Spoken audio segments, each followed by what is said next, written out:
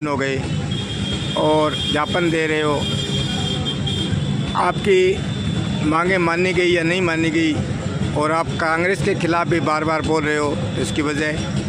देखिए, मैं कांग्रेस के खिलाफ नहीं बोल रहा हूँ, मैं भी कांग्रेस में हूँ, पर जो कांग्रेस की कार्यशैली सरदार सिर की है उस पर बोल रहा हूँ। और ये विवाद किस दिन शुरू हुआ मैं आपको बता दूँ।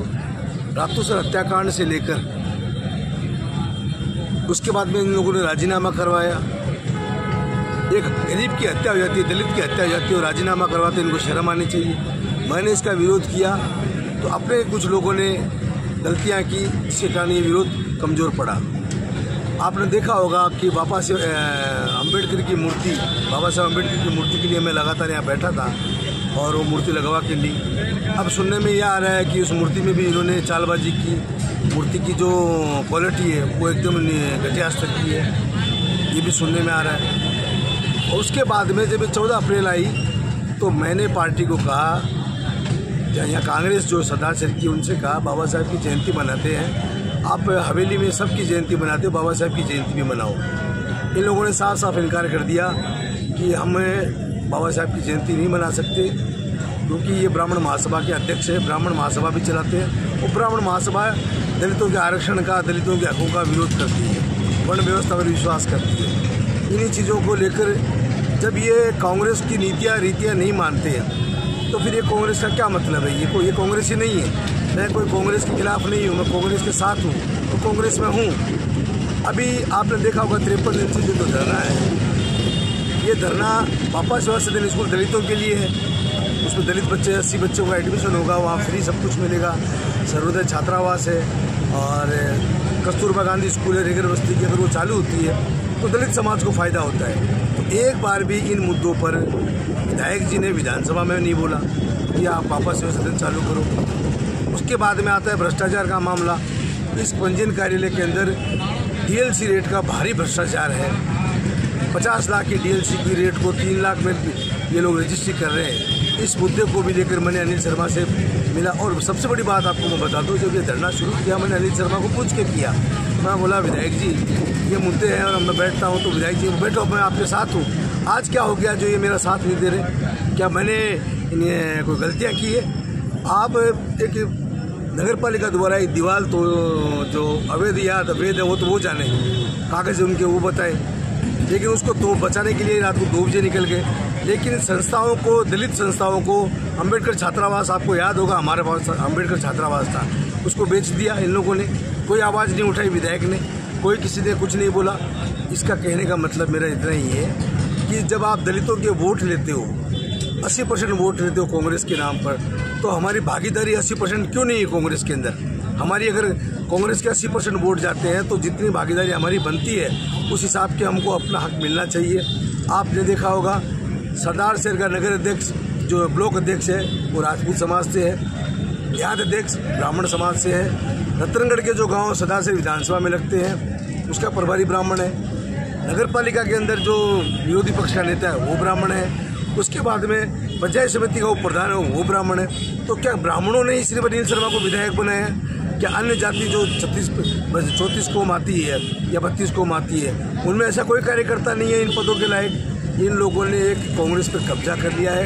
कांग्रेस पार्टी और कांग्रेस की विचारधारा का इन लोगों ने अपहरण कर लिया है। और जो मूल कांग्रेसी के लोग हैं वो वहाँ बंधुआ मजदूर के तौर पर काम करता है और उनको घुटन होती है, लेकिन उनकी मजबूर है वो।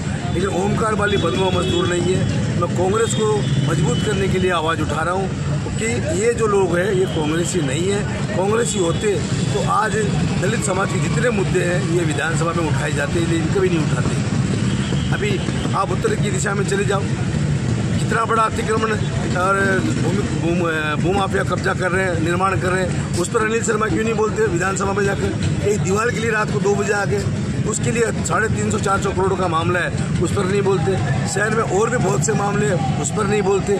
लेकिन ये जो मैं धरना ला कर बैठा हूँ, एक दिन भी विधायक जी ने फ़ोन करके ये नहीं बोला कि आप चिंता मत करो, हम आपके दलितों के साथ हैं, आपके मुद्दों के साथ हैं, और मैं अपने कार्यकर्ताओं से कहूँगा कि आप जाके उस धरने पर बैठे। अब रही बात चीता सेना, अगर उनको ऐसा लगता है कि चीता सेना से मुझे एलर्जी है तो मैं चीता सेना शब्द हटा देता, बैनर लगा देता, कांग्रेस का झंडा लगा लेता। लेकिन विधायक की नीति एक ही थी कि ये धरना चलना नहीं चाहिए। अगर धरने में अपने लोग जाएंगे तो यहाँ का जो सिस्टम है वो उनके हाथ से निकल जाएगा।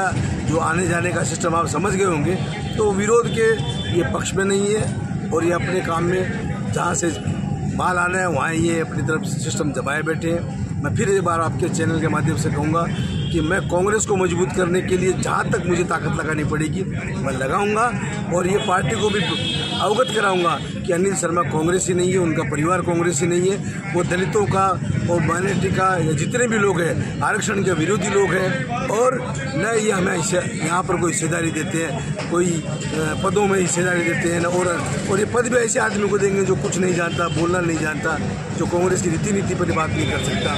इसलिए हमने ये फैसला हमने फैसला कर लिया है कि हम कांग्रेस में रहकर और कांग्रेस को मजबूत करने के लिए और ये जो गैर कांग्रेसी लोग इस पार्टी में घुसे हैं और हमारे फ्री के वोट लेते हैं और हमें पे अत्याचार करते हैं, इसका विरोध करेंगे जमकर। और आने वाले समय में इसको आपको परिवर्तन भी देखने मिलेगा, क्योंकि जिस दिन दलित जागेगा उस दिन कांग्रेस में सुधार भी होगा। और मैं कांग्रेस आला कमान से आपके चैनल के माध्यम से कहना चाहूँगा, आप सिर्फ इतना मत देखिए कि यहाँ से विधायक चुन के जाता है। विधायक चुन के हम भेजते हैं, लेकिन हमारे लिए विधायक यहाँ कोई काम करने को तैयार नहीं है। इनका इतना आतंक इन लोगों ने मचा रखा है कि यहाँ गरीब आदमी बोलने को तैयार नहीं है। आदमी डर के हमारे बोलता नहीं है, छोटे छोटे लालच दे देते हैं, किसी को सरपंच का, किसी को कुछ का, किसी को कुछ। और यहाँ एक छत्र ऐसी व्यवस्था बना के रखी कि कांग्रेसी कार्यकर्ता अपनी बात को निडरता से कह नहीं सकता, जिसका नतीजा ये हुआ कि यहाँ पर ये लोग चैलेंज करते हैं कि हमारे पर्सनल वोट है। कहाँ है पर्सनल वोट? निर्दलीय लड़के दिखाए ना, पता चल जाएगा आपके पर्सनल वोट कितने। आपको मैं कहता हूँ अगर ये निर्दलीय लड़ेंगे तो 15,000 वोट से ऊपर ज़्यादा नहीं आएंगे इनको। ये कांग्रेस की देन है कि शेड्यूल कास्ट के 70,000 वोटों में से इनको 80% वोट मिलते हैं, मुसलमानों के 25,000 वोट। जब दो संख्या की 70-75,000 वोटों की हो जाती है तो बाकी अपने समाज की पर्सनल वोट किसी इनका है नहीं। और अगर वहम है इनको कि पर्सनल वोट का है तो मैं कांग्रेस से निवेदन दीजिए और उसको चुनाव लड़वाइए, यहाँ से चुनाव जीत के जाएगा।